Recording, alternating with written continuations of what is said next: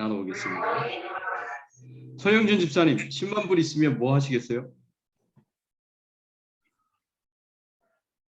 한국 가야죠.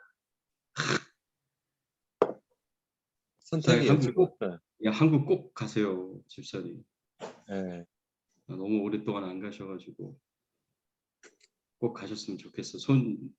손시호 집사님하고 같이 그래. 꼭 가셨으면 좋겠어. 한국 가서 뭐 하시게요? 가서의 계획은 따로 없어. 그냥 부모님과 같이 시간 보내는 거죠. 근데 그거 10만 불 없어도 갈 수 있는 거 아닌가? 없어도 가야죠. 예, 없어도 가셔야지. 예. 감사합니다. 나눠주셔서. 오하련 전사님, 10만 불 있으면 뭐 하시겠어요? 10만 불 있으면 당장 뭐 쓸 데는 없고 그냥 일단 저축해 놓을게요. 노후 대책으로? 뭐 쓸 데가 생기겠죠. 네. 오케이. 쓸 때는 뭐 수시로 생기니까. 감사합니다. 일단 11조 좀 하고. 네. 감사합니다. 이승원 목사님, 10만 불 생기면 뭐 하시겠어요? 10만 불이 한국 돈으로 얼마나 되나요, 목사님? 한 1억 2천 되죠. 1억. 음. 1억이면 집을 못 사네요.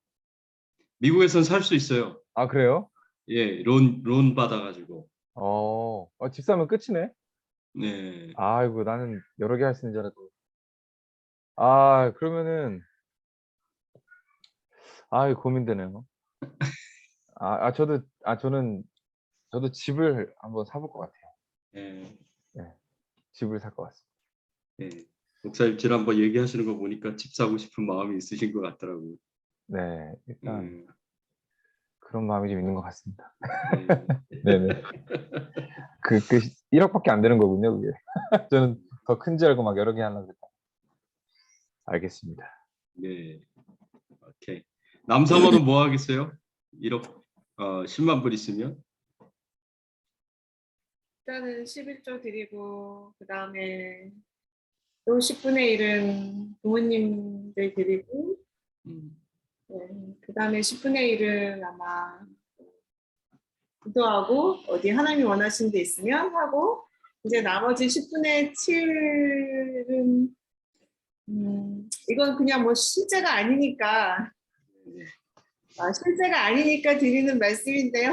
좋은 피아노 하나 샀으면 좋겠습니다. 피아노? 네. 저희 집에 있는 피아노가 겉모양은 되게 좋아 보이는데 되게 소리가 너무 아무튼 그래서 아쉬움이 많아가지고 그러니까 상상이니까요. 실제로 그렇다면 그렇게 못하겠지만 제 맘대로 네 그렇게 생각이 났어요. 언뜻. 네. 피아노는 얼마나 하나요, 사모님? 내가 가격을 전혀 몰라가지고. 저도 사실은 아예 그냥 안 봐요. 그런데 그래도 몇만 불 좋은 피아노는 네 몇만 불 정도 그 이상 할 거예요. 스타인웨이 같은 경우에는 10몇만 불, 10만 불 넘겠죠. 네. 와, 가보네요, 가보. 알겠습니다.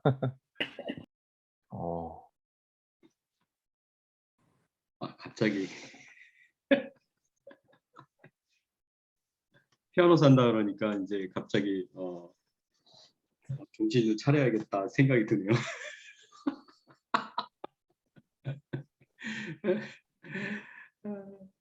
오케이. 자, 우리 같이 기도하겠습니다. 오늘 우리 같이 금요 성경 공부를 위해서 잠시 기도하겠습니다. 제가 기도하겠습니다. 하나님 감사합니다. 저희들을 하나님께서 불러주셔서 하나님의 나라와 하나님의 영광을 위해서 살 수 있도록 인도하여 주시고 축복해 주시고 은혜 베풀어 주시고 또 무엇보다도 요한복음의 말씀을 통해서 하나님의 뜻이 무엇인지 깨달아 알게 하시고 주님이 우리에게 주신 그 말씀과 주님이 우리를 위하여 하신 그 모든 행동들을 돌아보고 또 함께 묵상하면서 또 배우면서 우리도 주님의 뜻대로 주님의 말씀대로 주님이 가신 그 길을 걸어가며 살 수 있도록 힘을 주시고 또 능력을 주시고 은혜를 허락하여 주시옵소서. 감사드리옵고 예수 그리스도 이름으로 기도드리옵나이다. 아멘. 네. 자, 요한복음 12장 37절에서부터 50절. 우리 그리스도인들은 이 어떤 믿음을 가져야 되는가? 그리스도인들이 어떤 믿음을 가져야 되는가? 우리가 이 말씀을 통해서 볼 수가 있습니다. 이 12장 37절에서 50절까지의 말씀을 여기까지 예수님께서 일반인들을 대상으로 한 공적인 사역을 마무리합니다. 이게 마지막 말씀입니다. 그 다음부터는 이제 요한복음 13장서부터는 예수님께서 제자들에게 굉장히 집중을 하십니다. 그래서 마지막 한 주간들을 보내시면서 예루살렘에서 한 주간을 보내시면서 제자들에게 집중하시는데 요 일반인들을 대상으로 예수님께서 주신 그 믿음에 관련된 귀한 교훈의 말씀을 우리가 생각을 해보면서 우리 그리스도인들이 어떤 믿음을 가져야 되는가 생각해봤으면 좋겠습니다. 예수님께서 그동안 계속해서 말씀으로 예수님께서 메시아이시고 하나님의 아들이심을 증거하셨고요. 또 많은 표적을 통해서 예수님께서 메시아이심을 하나님의 아들이심을 증거하셨어요. 그래서 예수님이 하신 그 말씀들, 그 표적들을 통해서 예수님이 어떤 분이신지를 계속해서 말씀하시고 강조하셨는데도 불구하고 이 유대인들이 예수님을 안 믿습니다. 요한복음 12장 37절 말씀을 보면은 이렇게 많은 표적을 저희 앞에서 행하셨으나 저를 믿지 아니하니. 예수님께서 뭐 오병이어의 뭐 표적들 그리고 병 고치고 그리고 죽은 자도 살리시는 나사로를 살리시는 그런 엄청난 기적들 표적들을 행하셨는데도 불구하고 사람들이 예수님을 안 믿었다라고 이렇게 말씀하고 있는 내용들을 보면서 참 안타깝다라는 생각이 듭니다. 심지어는 마태복음 28장 11절 말씀에 보면은요, 그 이하에 보면 예수님이 이제 돌아가시고 난 뒤에 무덤에 묻히셨잖아요. 그리고 그 무덤을 대제사장의 무리들이 병사들로 하여금 지키게 합니다. 혹시 제자들이 그 시체를 훔쳐갈까 봐. 그런데 천사가 내려와 가지고 그 무덤 문을 열고 예수님이 부활을 하셨어요. 근데 그 모든 과정들을 그 문지기들이 다 봤거든요. 그걸 지켜보고 있었던 병사들이 다 봤거든요. 그런데도 그 병사들이 가서 대제사장의 무리들에게 예수님이 부활하셨다고 그때 일어난 사건에 대해서 쭉 다 이야기를 했는데도 불구하고 대제사장의 무리들이 예수님이 부활하셨음에도 불구하고 그를 인정하고 그거를 받아들이고 자기들이 잘못한 거에 대해서 회개하면 되는데 그렇게 하지 않습니다. 오히려 그 병사들에게 이제 뇌물을 줘가지고 제자들이 훔쳐갔다고 소문을 내라고 그렇게 이야기하는 것을 볼 수 있습니다. 예수님께서 계속 말씀하시고 표적을 행하셨는데도 불구하고 메시아로 인정하고 하나님의 아들로 인정하고 당연히 믿고 받아들여야 된다고 생각하는데 그렇게 안 해요, 사람들이.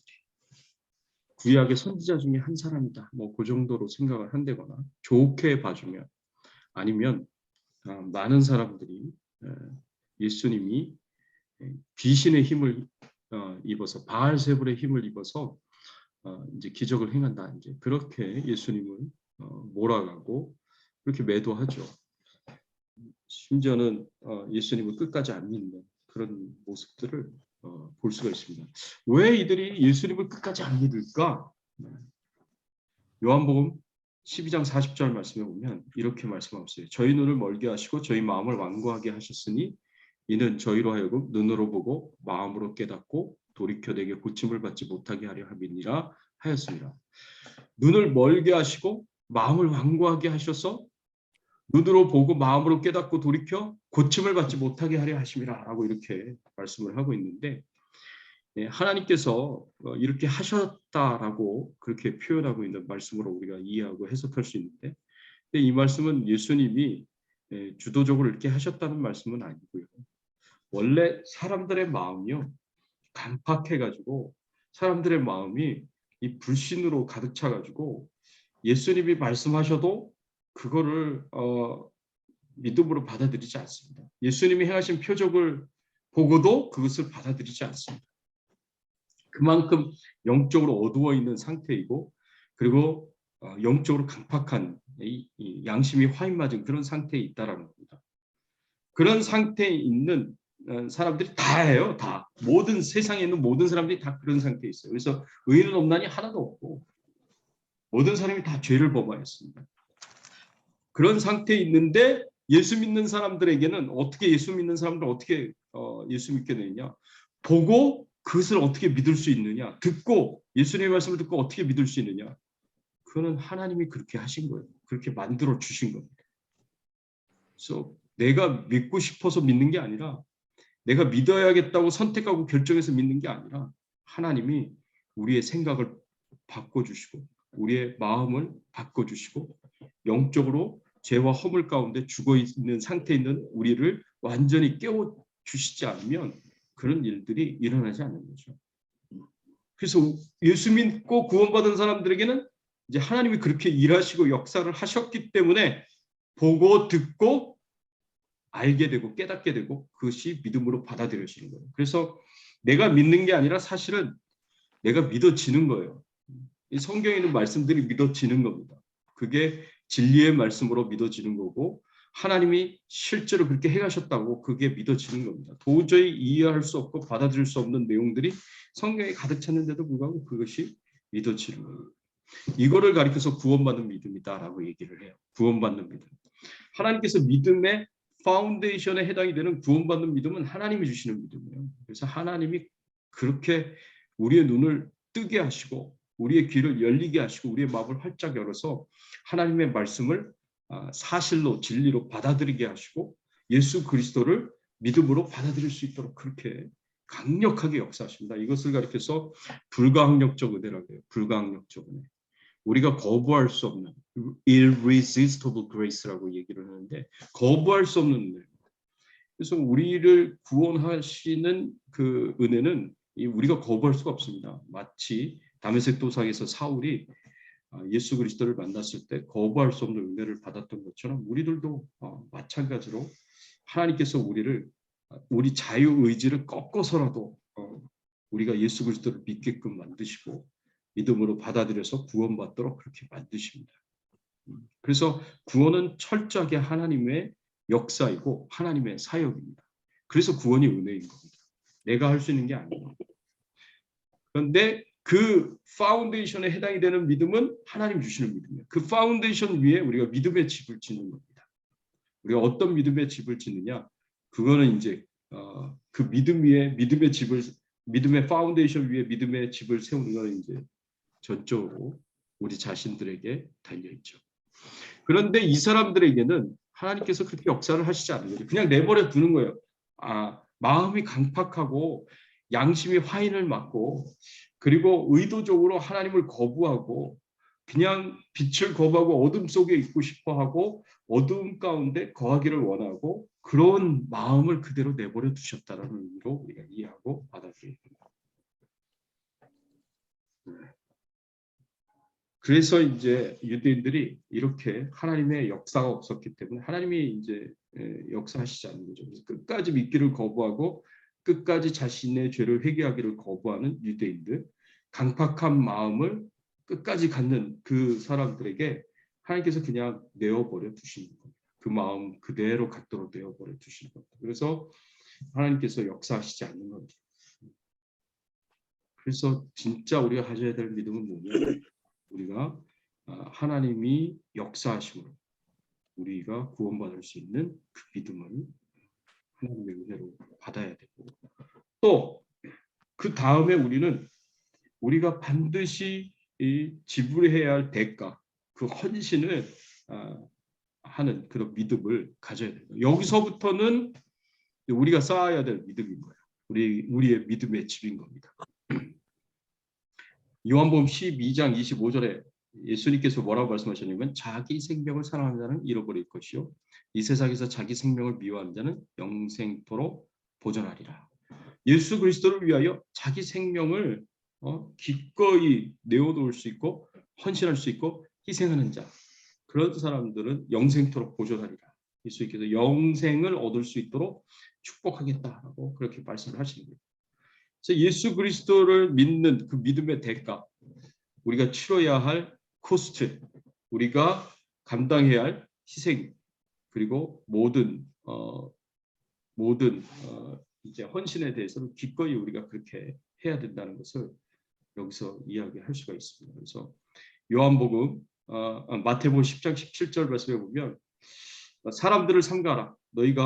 저희가 너희를 공회에 넘겨주겠고 저희 회당에서 채찍질하리라. 우리가 예수 그리스도를 믿고 난 뒤에 우리가 예수 그리스도를 믿는 것 때문에 우리를 재판정에 넘기고 그리고 회당에서 채찍질하는 그런 이제 일들이 일어나게 될 것이다라고 이야기를 하십니다. 그래서 이 고난이 오게 될 것이고 고통이 오게 될 것이고 핍박이 오게 될 것이다. 예수 믿으면 모든 것이 다 형통할 것 같아요. 예수 믿으면 모든 것이 다 평안할 것 같아요. 예수 믿으면 모두 다 이제 축복만 받을 것 같아요. 근데 그렇지 않습니다. 예수님께서는 우리에게 분명하게 말씀하셨어요. 세상 사람들이 너희를 공회에 넘겨주겠고 저희 회당에서 채찍질하리라. 핍박이 있을 것이고 고난이 있을 것이다 하고 분명하게 말씀하셨습니다. 또 요한복음 12장 42절 43절 오늘 본문의 말씀에 보면 그러나 관리 중에도 그를 믿는 자가 많되 바리새인들 때문에 드러나게 말하지 못하니 이는 출교를 당할까 두려워함이라. 뭐라고 얘기하셨습니까? 그들은 사람의 영광을 하나님의 영광보다 더 사랑하였더라 하고 이렇게 말씀을 하고 있습니다. 그러니까 믿는 사람들이 많이 있지만 이 핍박이 두려워서 고난이 두려워서 예수 그리스도를 믿는 것을 드러나게 말하지 못한다는 거죠.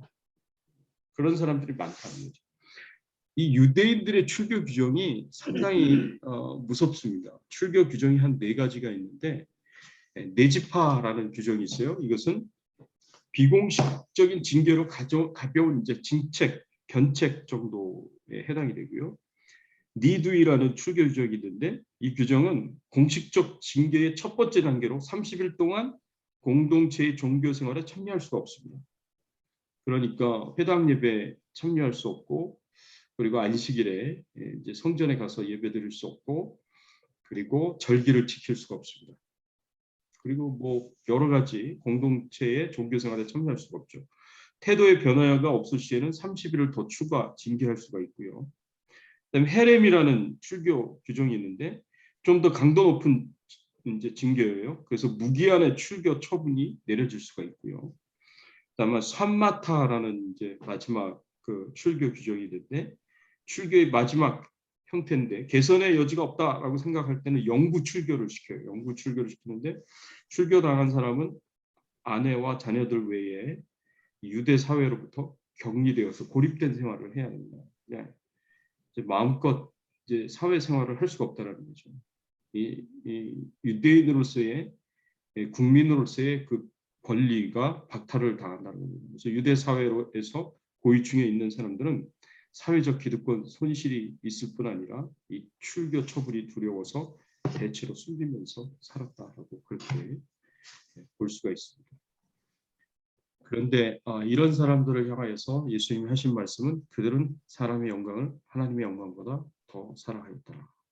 이 고난과 고통이 두려워서 출교가 두려워서 하나님 믿는 거, 예수 믿는 거 숨기고 그런 것에 대해서 이렇게 이제 말씀을 하고 있죠.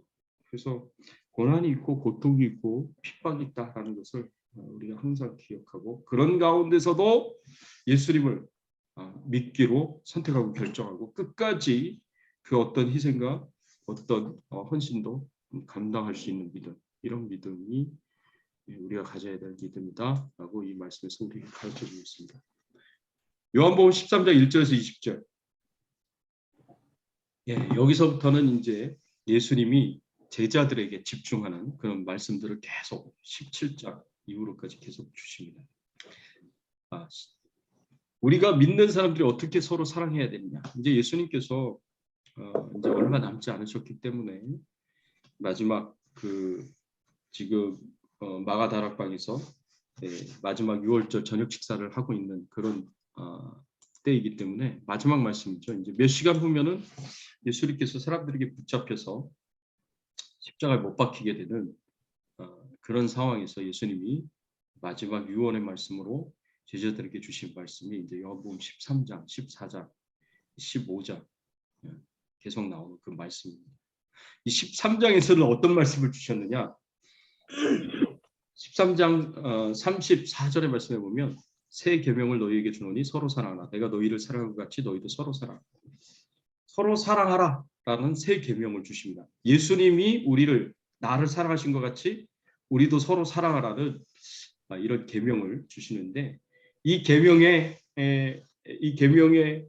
따라서 우리가 어떻게 사랑해야 예수님이 우리를 사랑하는 것처럼 사랑할 수 있는 거냐? 이제 우리가 이렇게 생각을 해볼 수가 있습니다. 우리가 어떻게 사랑해야 서로 사랑할 수가 있는 거냐? 예수님이 우리를 사랑을 어떻게 행하셨는지를 요한복음 13장의 전후문맥에서 우리에게 말씀하시고 보여주신 그 말씀들을 통해서 그 행동들을 통해서 우리가 생각해 볼 수 있는 것이 13장 1절의 말씀에 보면 6월절 전에 예수께서 자기가 세상을 떠나 아버지께로 돌아가실 때가 이른 줄 아시고 세상에 있는 자기 사람들을 사랑하실 때 끝까지 사랑하신다. 끝까지 사랑하신다. 자기 사람들을 사랑하실 때 끝까지 사랑하신다라고 그렇게 말씀을 하셨습니다. 그래서 예수님의 사랑은 절대 포기하지 않는 사랑이고요. 예수님의 사랑은 바로 끝까지 우리를 사랑하시는 사랑이다라고 우리가 생각을 해볼 수가 있습니다. 그때 예수님께서 이 말씀을 주시면서 행하신 것이 뭐냐면 세족식을 행하셨습니다. 세족식을 행하셨는데 6월절 저녁 식사의 그 의식의 순서에 보면 가장 먼저 해야 될 것이 발을 닦는 것입니다. 그래서 세족식을 행하는 거예요. 근데 이 세족식은 그 자리에서 종이 하거나 종이 없으면 가장 낮은 자가 해야 되는 거거든요. 근데 제자들 중에 아무도 이 발을 씻기려고 하지를 않았습니다.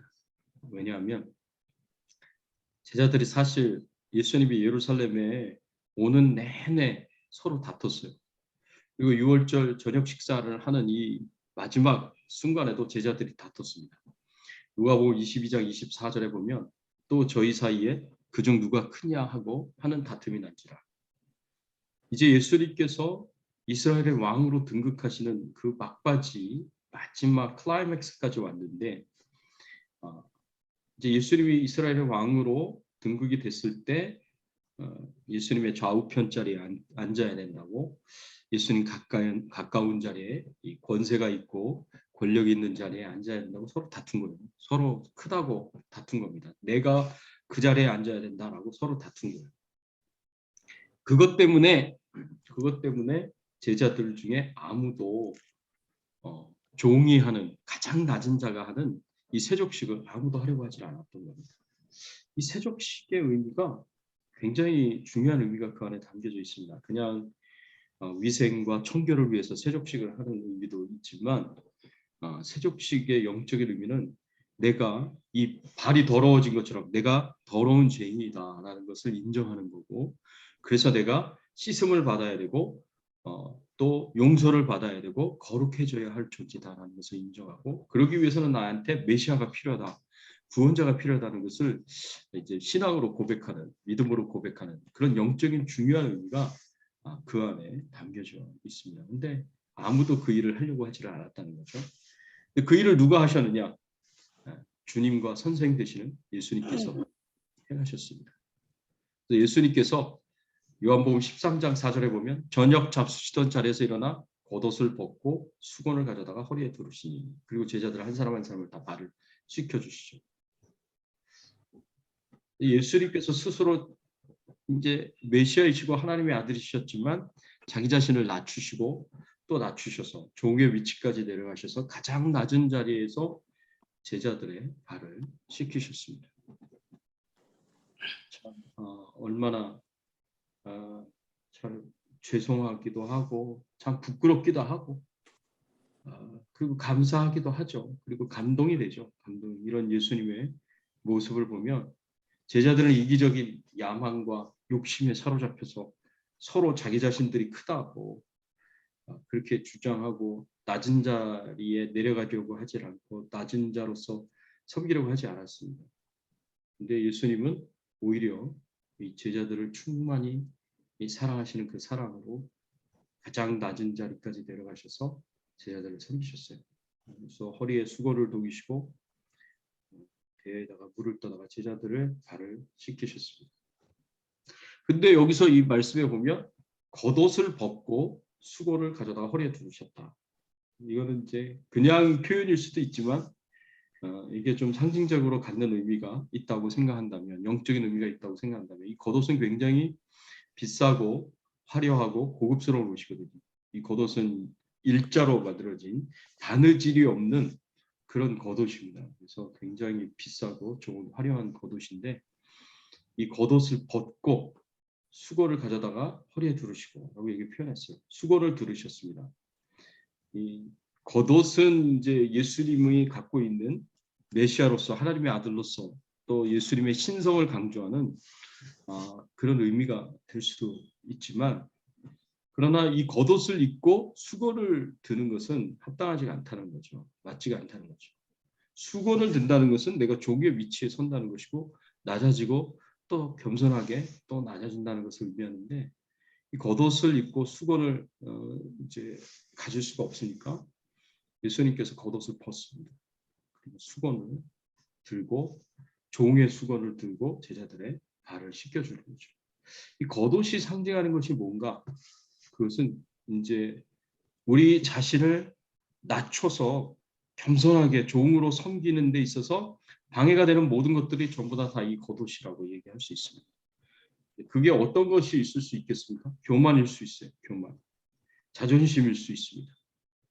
그리고 경쟁심일 수 있고 시기와 질투일 수 있습니다. 미움과 용서하지 못함. 이런 것들이 내가 겸손하지 못하게 만드는 겉옷이 될 수 있고요. 내가 종의 위치에 서서 종의 수건을 들고 섬기지 못하도록 만드는 것들이 될 수 있어요. 그래서 참 이거는 굉장히 우리의 신앙의 삶에 있어서 중요한 교훈을 주고 있다라고 생각을 할 수 있어요. 뭐 저 할 말이 많지만 그냥 여기까지만 하겠습니다. 요한복음 13장 14절 15절의 말씀에 보면 예수님께서 그렇게 우리에게 섬기시는 사랑을 보여주셨어요. 섬기시는 사랑을 보여주시면서 예수님이 주신 교훈의 말씀이 뭐냐? 주와 또는 선생이 되어 너희 발을 씻었으니 너희도 서로 발을 씻어주는 것이 옳으니라. 내가 너에게 행한 것 같이 너희도 행하게 하려 하여 도를 보였노라. 예수님께서 우리에게 주시는 것은 주와 선생된 내가 너희들의 발을 씻겼으니 사랑의 섬김을 행하였으니 너희도 서로 발을 씻김으로 사랑의 섬김을 행하라고. 내가 본을 보인 것처럼 그대로 행하라고 그렇게 예수님께서 말씀을 하셨어요. 내가 너희를 사랑한 것 같이 너희도 서로 사랑하라. 이 세 계명을 주신 그 말씀대로 예수님께서 그렇게 행하셨다라는 거죠. 그게 바로 서로 사랑, 섬김의 사랑이다라고 볼 수가 있습니다. 오늘은 여기까지 13장까지만 21절에서 38절 용서의 사랑까지만 하겠습니다. 그 뒤는 시편 73편이 나오는데 전혀 이제 다른 시편으로 장르가 바뀌기 때문에 13장까지 요한복음의 13장까지 말씀 보고요. 제가 보니까 한 4월 달쯤에 다시 요한복음으로 넘어가는 것 같습니다. 잠깐만요. 4월 달에 요한복음으로 넘어가고요. 다음 달에는 레위기서의 말씀을 또 하고요. 복음서 하나만 가지고 쭉 끝까지 다 가면 좀 지루하다라는 느낌이 들 수 있으니까 중간에 이렇게 좀 끊고 다른 성경 가지고 또 하다가 또 다시 돌아가고 그렇게 하는 것 같아요. 그래서 요한복음 13장까지 말씀을 이번에 보겠습니다. 13장 21절에서 38절. 이번에는 용서의 사랑을 보여주세요. 용서의 사랑. 우리가 어떻게 사랑해야 되느냐? 예수님이 우리를 사랑하신 것처럼 우리가 사랑해야 되는데, 서로 사랑해야 되는데, 예수님이 우리를 어떻게 사랑하셨느냐? 이제 겸손하게 종의 위치에 서셔서 종의 수건을 들고 우리를 섬기시는 사랑을 행하셨다. 우리의 발을 닦이시는 섬김의 사랑을 행하셨다라고 앞부분에서는 가르쳐 주시고, 이제 뒷부분에서는 용서하라는 그 사랑의 메시지를 주십니다. 섬김과 용서가 우리 신앙에 있어서, 우리의 사랑에 있어서 굉장히 중요한 요소를 차지한다는 것을 우리에게 지금 예수님께서 가르쳐주고 있고 교훈해주고 있습니다. 이제 6월절 저녁 식사가 시작이 되면서 예수님께서 마지막까지 배신자인 가룟 유다에게 돌아올 수 있는 그런 기회를 주시는 사랑을 행하시는 것을 우리가 이 말씀을 통해서 볼 수가 있습니다. 26절에 보니까 예수께서 대답하실 때 내가 떡 한 조각을 적셔다 주는 자가 그니라 하시고, 곧 한 조각을 적셔서 가룟 시몬의 아들 유다에게 주시니라고 이렇게 말씀을 하셨습니다. 6월절 저녁 식사에서 이 떡을 떼는 것은 굉장히 중요한 순서 중에 하나예요. 6월절 저녁 식사 순서가 13가지가 있는데 그 중에 9번째 해당되는 순서가 바로 이 무교병 떡을 떼어서 그 안에다가 양고기 조각과 쓴 나물을 넣고 그것을 랩을 해가지고 소스에 찍어서 그 자리에 있는 사람들에게 한 사람 한 사람씩 이렇게 전달하는 의식이 있습니다. 이 의식이 6월절 저녁 식사의 이 하이라이트 부분이에요. 굉장히 중요한 의미를 가지고 있습니다. 이 특별히 무교병 떡에 양고기 조각을 넣는데 이 양은 죄인들에게 구원을 가져다 주시는 하나님의 어린 양, 메시아이신 예수님을 가리키고 상징하고 있습니다. 그래서 이 무교병 떡을 받아 먹는 것도 뭘 의미하느냐? 자신이 죄인이라는 사실을 깊이 인식하고 그래서 메시아를 통해서 죄 용서함과 구원을 받아야 한다라는 것을 다시 한번 재확인하는 그런 의식이 바로 이 무교병 떡에다가 양고기 조각을 넣고 쓴나물을 넣고 그것을 랩을 해가지고 소스에 찍어서 주는 거예요. 그런데 예수님께서 그 떡을 이제 소스에 찍어서 제일 먼저 누구에게 주시느냐? 가룟 유다에게 주십니다. 그런데 이렇게 6월절 만찬에서 첫 번째 떡을 받는 자는 최고의 귀빈, 그 자리에서 가장 존경받고 인정을 받는 최고의 귀빈에게 가장 먼저 그 떡을 떼어서 줍니다. VIP, Very Important Person이나 MIP, Most Important Person이나 그 자리에서 가장 이제 최고의 귀빈에게 바로 그 떡을 제일 첫 번째 것을 준다라는 거죠. 근데 그것을 누구에게 주셨느냐? 유다에게 주셨어요. 유다에게 그것을 주시면서 예수님이 전하시는 메시지가 있습니다. 그 메시지가 뭐냐면 너는 용서받아야 할 죄인이고 너의 죄를 용서할 분은 오로지 메시아이신 예수 그리스도밖에 없다라는 메시지를 그 6월절 저녁 식사에서 하이라이트에 해당되는 이 무교병 떡을 떼서 주는 이 의식을 예수님께서 하시는 겁니다. 그래서 이 가룟 유다가 과연 이 예수님의 메시지를 당연히 알죠. 6월절 저녁 식사의 그 의식을 다 알고 있는 유대인들이기 때문에 당연히 그 의미를 알죠. 영적 의미를 알죠. 그렇지만 그 의미대로 그 떡을 받아서 먹고 자신이 죄인임을 인정하고 그리고 예수님이 나의 구원자이시고 메시아이심을 인정하면 그리고 받아들이면 가룟 유다가 용서를 받게 될 것이다 라는 것을 우리가 충분히 짐작을 할 수가 있습니다. 그런데 가룟 유다가 어떻게 하느냐? 요한복음 13장 27절 조각을 받은 후 곧 사단이 그 속에 들어가지. 조각을 받기는 받았어요.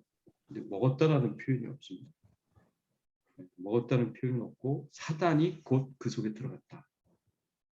그러니까 처음부터 예수님을 팔 생각을 갖고 있고 예수님을 이미 팔았잖아요. 은 30을 받고 예수님을 팔았어요.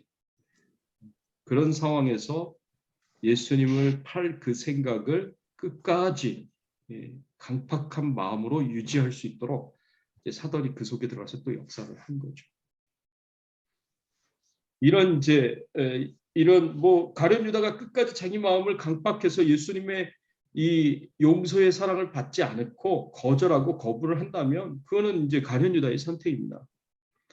가룟 유다의 결정인 거고요. 그래서 가룟 유다는 끝까지 회개를 거부했습니다. 나중에 예수님이 이제 십자가에 못 박혀 돌아가신 이후에 이제 울죠. 그리고 후회하죠. 그리고 이제 자살을 하게 되는데 나무에다 목을 매달아서 자살을 하게 되는데 그럼에도 불구하고 가룟 유다는 회개는 하지 않습니다. 자신의 행동에 대해서 후회는 해도 회개는 하지 않습니다. 그런 걸 보면 가룟 유다가 끝까지 용서를 받지 못했다라는 것을 우리가 짐작하고 알 수가 있습니다. 가룟 유다는 끝까지 거부하고 끝까지 예수님을 팔 생각을 포기하지 않고 결국 예수 그리스도를 팔았지만 그러나 예수님은 자신을 팔았다라는 걸 이미 알고 있고 자신을 마지막까지 알고 있지만 예수님께서는 가룟 유다에게 마지막까지 이 무교병의 떡을 주시면서 가룟 유다가 이제 회개하고 돌아오기를 기대하셨고 바라셨죠. 용서의 사랑, 마지막까지 용서하시는 그 사랑을 예수님께서 행하셨습니다. 예수님은 자기를 십자가에 못 박은 그 사람들을 향하여서도 아버지여 저들의 죄를 용서하여 주시옵소서. 저들이 저들의 죄를 알지 못하나이다. 이제 그렇게 그들을 용서해달라고 그렇게 구하지 않습니까? 나중에는 베드로에게 찾아가셔서 베드로를 용서하시면서 베드로를 다시 믿음을 회복하시고 사명을 회복시켜 주시는 그 일을 하십니다. 요한의 아들 시몬아 네가 나를 사랑하느냐? 내가 주를 사랑하는 줄 주께서 아시나이다. 그 말씀을 통해서 우리가 잘 알고 있죠. 자, 이렇게 예수님께서 마지막까지 용서하시는 이 사랑을 베풀어 주시는데 우리도 예수님이 우리를 이렇게 사랑하셨듯이 우리도 그렇게 사랑해야 돼요. 때로는 우리를 배신한 사람들, 우리를 배반한 사람들, 우리에게 상처를 준 사람들, 아픔을 준 사람들을 향해서 마지막까지 용서할 수 있는 기회. 나는 끝까지 용서를 했고 용서할 수 있는 기회를 줬지만 그걸 받아들이냐 받아들이지 않느냐는 이제 상대방의 선택이고 상대방의 결정이죠. 받아들이면 제일 좋겠고 못 받아들이면 어쩔 수 없는 거죠. 그의 선택이고 그의 결정이니까. 그렇지만 우리 믿는 자들은 끝까지 용서하는 사랑을 행해야 됩니다. 이 용서가 그렇게 쉬운 일은 아니에요. 쉬운 일은 아니에요. 이것도 하나님의 은혜가 있어야 할 수 있는 일입니다. 그럼에도 불구하고 우리 믿는 자들은 끝까지 용서하는 사랑을 행해야 된다. 자, 그래야 우리가 하나됨을 유지할 수가 있습니다. 그래야 우리가 서로 갈등과 다툼을 일으키지 않습니다. 여러분 갈등이라는 거는요, conflict이라는 단어의 원래 의미는 strike together라는 말이에요. strike together. 권투하는 사람들이 서로 이게 치듯이 서로 쳐야 되는 거예요. 근데 한쪽에서는 막 치지만 한쪽에서는 그냥 이렇게 가만히 막고 있기만 한다면 끝까지 용서하려고 하고 끝까지 화해하려고 하고 끝까지 평화를 유지하려고 한다면 그러면 그게 갈등이 일어나지 않습니다. 다툼이 되죠. 그리고 이제 하나님께서 우리에게 요구하시는 것은 서로 치는 것을 원하지 않으세요. 내가 때리는 것도 원하지 않고 맞는 것도 원하지 않으시죠. 근데 내가 맞았어요. 상대방이 나를 때렸어요. 그거는 상대방의 선택이고 결정이에요. 근데 내가 맞고 나서 내가 때리느냐? 그건 내 선택이고 내 결정이에요. 내가 부정의를 당했다고 하더라도 그 부정의에 대한 나의 반응이 정의로워야 합니다. 하나님의 뜻에 합당해야 되고 하나님의 뜻에 맞아야 돼요. 그러려면 예수님이 행하신 것처럼 마지막까지 용서하고 마지막까지 기회를 주고 그리고 축복을 하는 것이 믿는 자가 가져야 될 부정의에 대한 올바른 반응입니다. 그래서 갈등이 일어나지 않도록 해야 되고 교회 안에서는 특별히 더 그렇죠. 서로 치는 일이 일어나지 않도록 해야 되고 그리고 될 수 있으면 때리면 맞고 왼편 뺨 때리면 오른편 뺨 내밀고 이제 그러는 거죠. 때리면 맞고 밟으면 밟히고 그게 예수님이 가셨던 그 길이고 또 예수님이 우리도 그렇게 하기를 원하시고 그게 바로 용서의 사랑이다라고 우리가 생각해 볼 수가 있습니다. 자, 지금까지 혹시 질문 있으시면 얘기하십시오.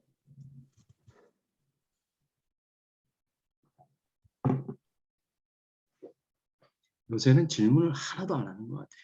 빨리 끝내기를 바래가지고 그러나 전에는 좀 하시더니 말씀 적용. 우리 그리스도인들은 예수 그리스도를 믿는 믿음을 가질 뿐 아니라 어떤 상황에서도 흔들리지 않는 희생과 헌신을 기꺼이 감수하는 믿음을 가지고 사명을 감당해야 됩니다. 내 생명을 아끼는 자는 이제 죽을 것이요. 주를 위하여 생명을 아끼지 않은 자는 살 것이다. 주님이 원하시면 생명까지 드릴 수 있는 희생과 헌신을 기꺼이 감수해야 된다.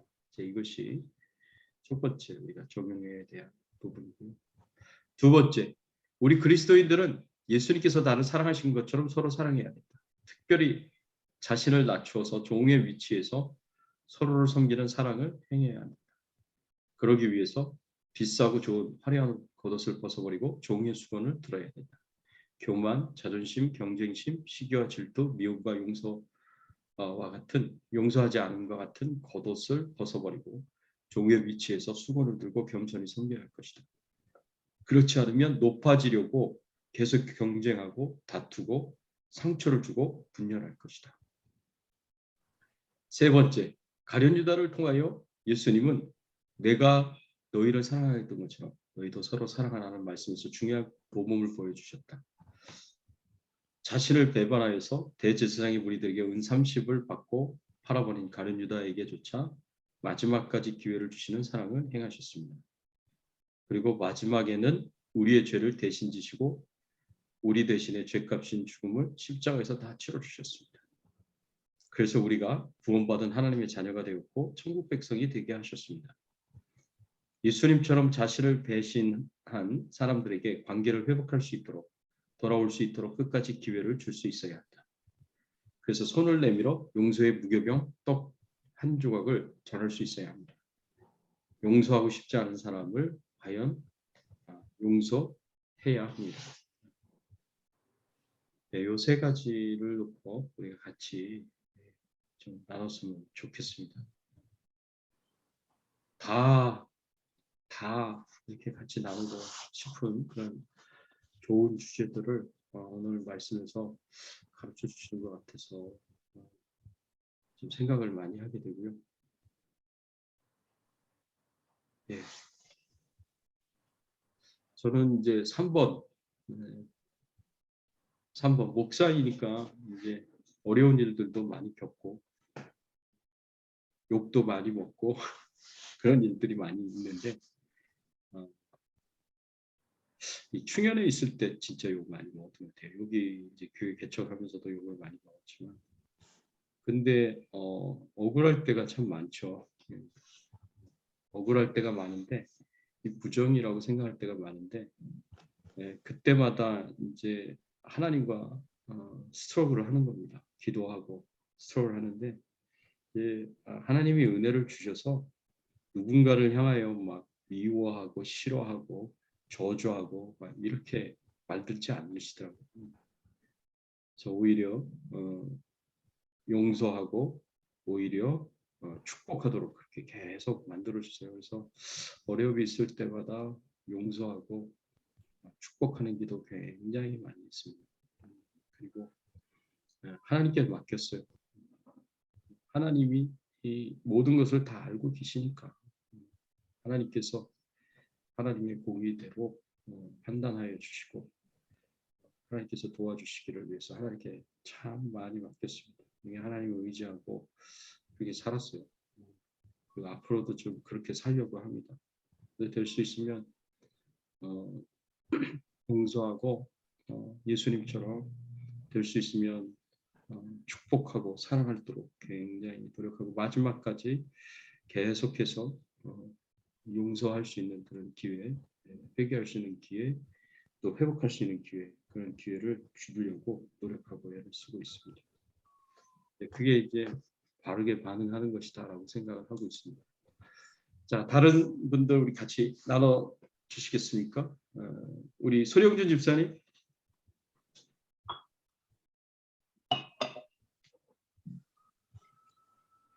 저는 첫 번째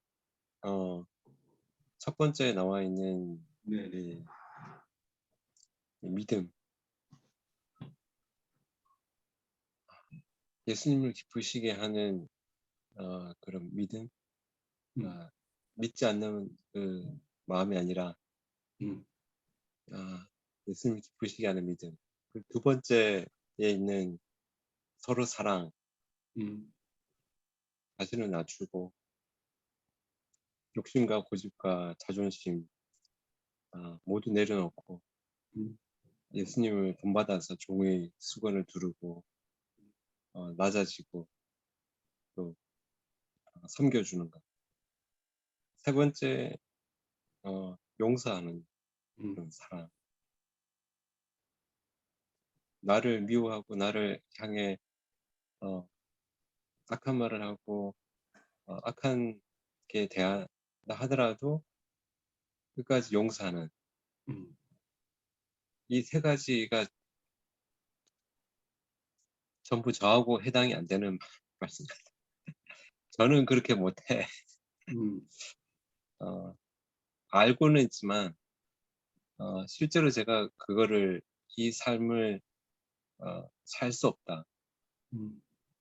다른 사람에게 말을 할 수는 있어도 행동으로 내가 보일 수는 없다 하는 그런 딜레마의 속에서 저는 그래서 내가 할 수 없다는 고백을 하는 그 자체가 더 인간적이고 또 예수님이 어쩌면은 그래서 더 필요한 부분이라는 생각이 들어요. 내게 완성되지 못한 부분, 그 부분들을 나도 알고 예수님도 알고 사단도 알고 그렇기 때문에 더더욱 내게 예수님이 필요하고 채워주셔야 될 부분들이 매일매일 내 속에 있기 때문에 그래서 어쩌면은 완성된 모습과 그 수준만 얘기한다 그러면 나는 평생을 가도 그 수준에 이르지 못하는 낙제생 수준 미달이 될 건데 근데 하나님은 저한테 요구하시는 게 그게 아니라 이런 그 완성하신 예수님이 있기 때문에 그 손을 붙들어야 한다.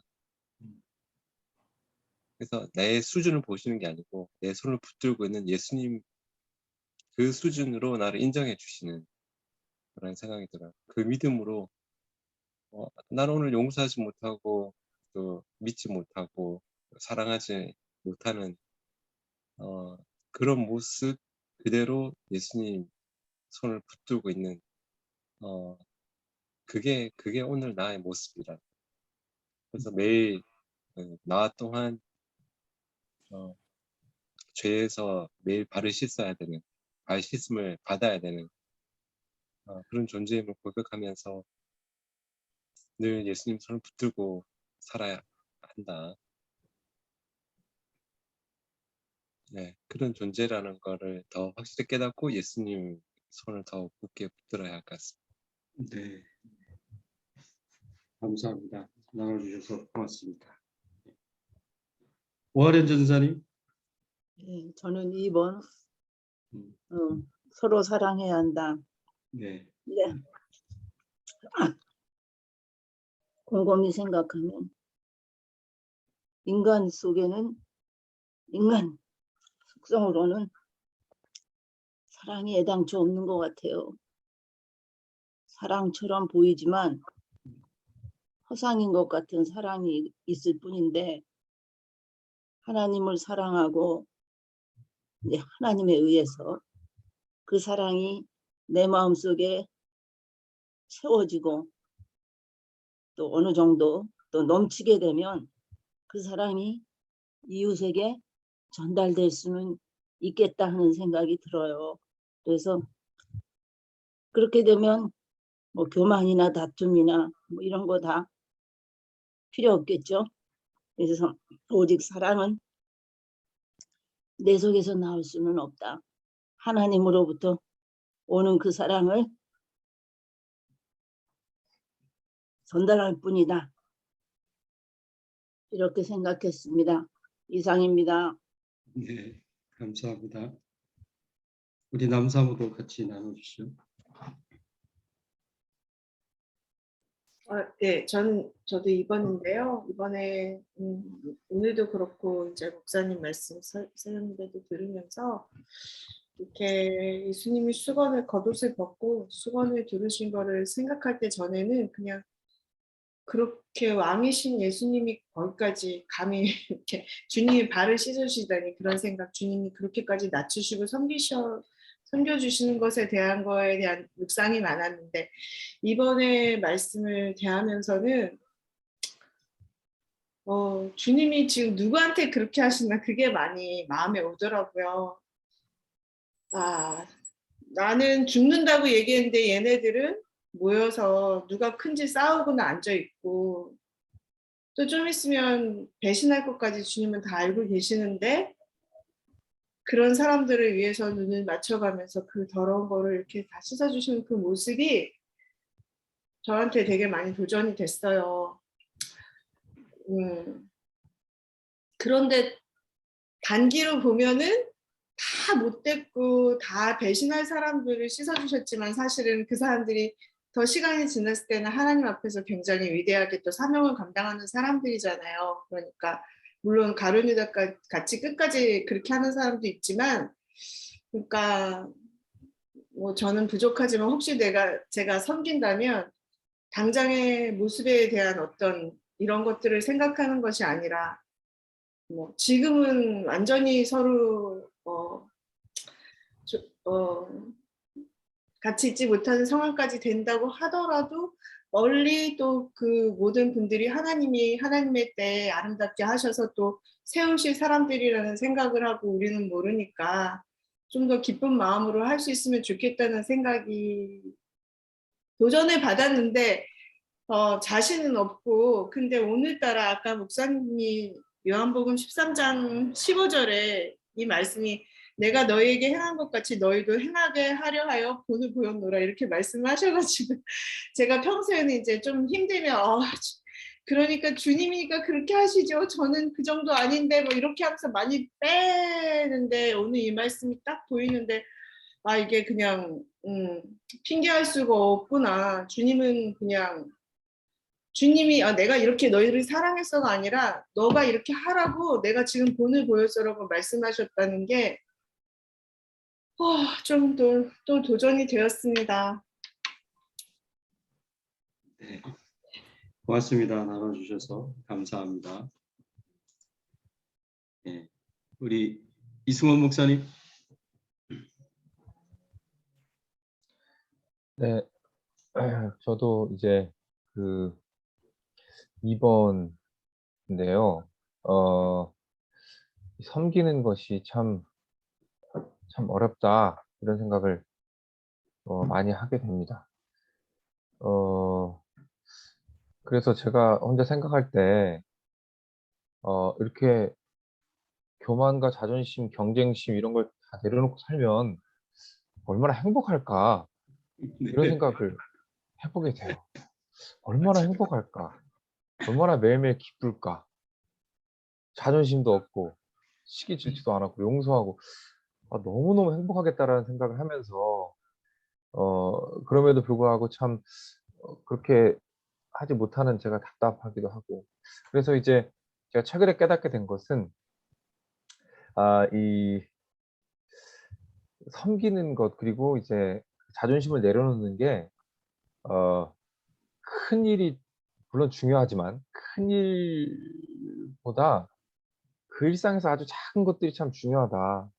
특히 이제 뭐 가족들 안에서라든가 내가 조금 더 피곤하고 조금 더 움직여야 되고 이런 아주 사소한 것들이 내 안에 이렇게 쌓이는구나. 그런 걸 느꼈습니다. 그래서 제 결단은 적용은 작은 것들, 아주 사소한 것들부터 좀 포기하고 양보하는 걸 연습하자라는 음, 것입니다. 작은 게 안 되니까 큰 것도 안 되더라고요. 그래서 작은 것부터 특히 가족들에게부터 시작하자. 네. 이런 적용을 했습니다. 그래서 어떻게 하시기로 하셨어요? 이제 너무 많은데 네, 어 이제 집안 청소를 좀 네, 네. 더 열심히 해야 되겠다. 어, 저는 지저분한 게 좀 좋은 편이라서 이렇게 많이 안 했는데 좀 열심히 더 해야 되겠다. 네, 그런 생각을 했어요. 작은 거지만 네. 그런 데서부터 시작을 해야 되겠다. 그런 생각을 했어요. 아, 좋습니다. 네. 이제 요리도 괜찮아요. 네. 네. 음식 만들어 보는 것도 네, 괜찮습니다, 한번 목사님. 도전해 보겠습니다.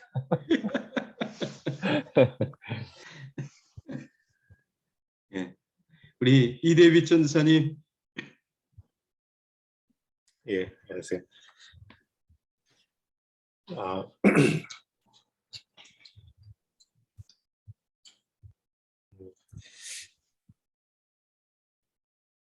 그냥 3번 같은 경우는 제가 3번 내용을 가지고 생각을 하는데 감사하게도 살면서 음, 용서하고 싶지 않은 사람이 없었구나라는 생각을 하게 됐어요.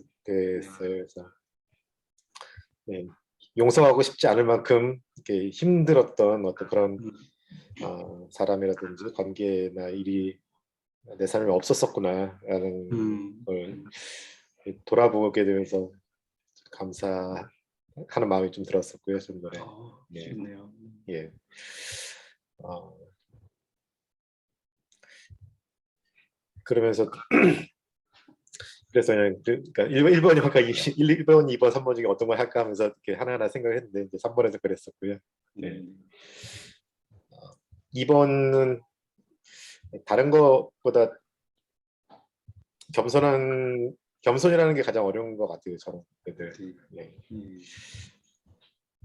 이렇게 하나님께서 주신 기프트나 그런 것들이 사람마다 각자 있는데 예, 다 이렇게 다르잖아요. 저한테 주신 기프트들이 있고 근데 제가 그런 걸 되게 감사하게 생각하고 네. 그걸 가지고 되게 또 자신만만하게 생각하는 게 있어서 어, 예, 너무 자신감이 넘쳐서 음, 때론이 아니죠. 그냥 예, 겸손하지 못할 때가 참 많은데 음, 어, 자신을 낮추어서 예수님은 뭐 기프트라는 것도 없이 그냥 모든 걸 다 가지고 계신 분인데 네. 예, 정말 다 가지고 계신 분이 모든 기프트를 다 가지고 계신 분이 예, 가장 낮은 모습으로 또 이 세상 모든 사람의 죄의 값을 전체를 치를 만큼 가장 주인의 자리에 내려가신 건데 그런 낮아짐을 제가 얼만큼이나 노력을 해야지 할 수 있는지 모르겠습니다만 예, 그렇게 해보고 싶습니다. 네. 고맙습니다. 감사합니다. 자, 우리 이렇게 나눠주셔서 너무너무 고맙고요. 우리 같이 한번 통성으로 기도하는 시간을 가졌으면 좋겠습니다. 다 나누신 거 맞죠? 혹시 빠지신 분 없으시죠? 예, 오케이. 오늘 말씀들 여러분 생각하시면서 하나님이 나한테 도전을 주신 말씀들 그거 붙잡으면서 같이 한번 통성으로 기도하고 제가 다음 기도 제목 드리겠습니다. 함께 기도하겠습니다. 하나님 아버지 감사합니다. 하나님의 은혜에 하나님의 사랑에 감사를 드립니다. 우리 말씀을 통하여서 저희들에게 귀한 교훈의 말씀을 주시니 감사합니다. 주님을 위해서라도 주님의 나라와 영광을 위해서라도 최고의 우선순위를 주님께 드리고 최고의 사랑과 최고의 충성을 주님께 드려야 하며 하나님 저희들이 잊지 않게 하여 주시옵소서.